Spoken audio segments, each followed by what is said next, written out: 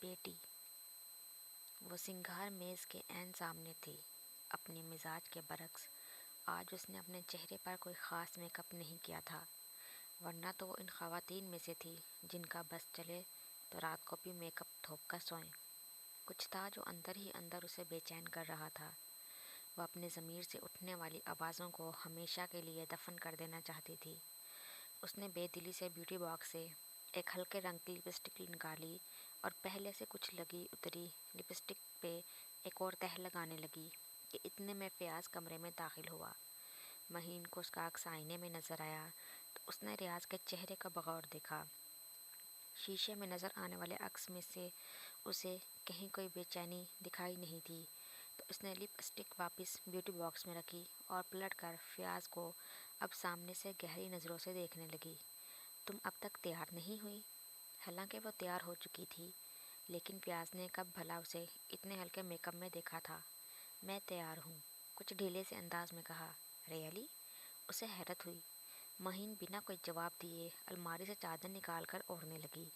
ایک بار پھر فیاض کو حیرت ہوئی، مہین بھلا کب کہیں باہر جانے سے پہلے چادر لے دیتی۔ چلیں؟ مہین نے چادر اوڑھنے کے بعد جھکی ہوئی نظروں سے فیاض سے کہا۔ فیاض نے اس کے چہرے کا بغور جائزہ لیا، پھر اسے خود سے لگا لیا۔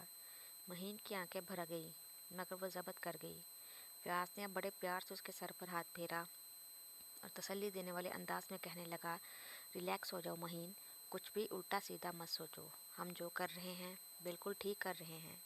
مہین نے بس سر ہلانے پر اکتفا کیا۔ فیاض نے اسے خود سے الگ کیا اور اس کا ہاتھ تھامے ہوئے گاڑی تک لے گیا۔ آدھے گھنٹے کی ڈرائیو کے بعد وہ ایک پرائیویٹ کلینک کے باہر تھے۔ جب تم فری ہو جاؤ تو مجھے کال کر لینا۔ فیاض نے ایک بار پھر اس کا ہاتھ تھامتے ہوئے کہا۔ آپ میرے ساتھ نہیں چلیں گے؟ اس نے الجھے ہوئے لہجے میں پوچھا۔ مجھے کچھ ضروری کام ہے۔ آج کے دن کچھ اور بھی ضروری ہو سکتا ہے کیا؟ اس نے تعصب سے کہا تو فیاض نے بڑھ کر اس کا سر اپنے ہونٹوں سے لگایا جیسے تسلی دے رہا ہو۔ مہین سمجھ گئی کہ فیاض اس کے ساتھ جانا نہیں چاہتا، اس لیے بنا کوئی شکایت یا بحث کیے وہ چپ چاپ گاڑی سے اتر گئی۔ ڈھیلے قدم اٹھاتی وہ کلینک کے اندر گئی۔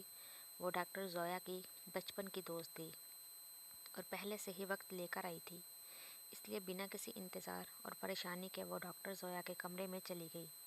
ڈاکٹر زویا جو ہمیشہ مسکراہٹ سے اس کا استقبال کرتی تھی، آج کچھ سنجیدہ تھی۔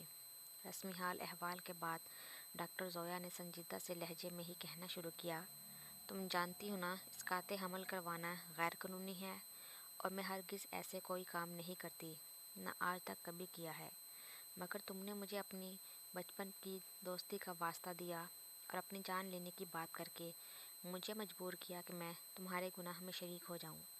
میں مجبور ہوں زویا، اور تمہارے علاوہ میں کسی کو نہیں جانتی جو میری مدد کر سکے، اس لیے تمہیں فورس کیا ہے۔ ایسے بھی اچانک کیا مجبوری آ گئی؟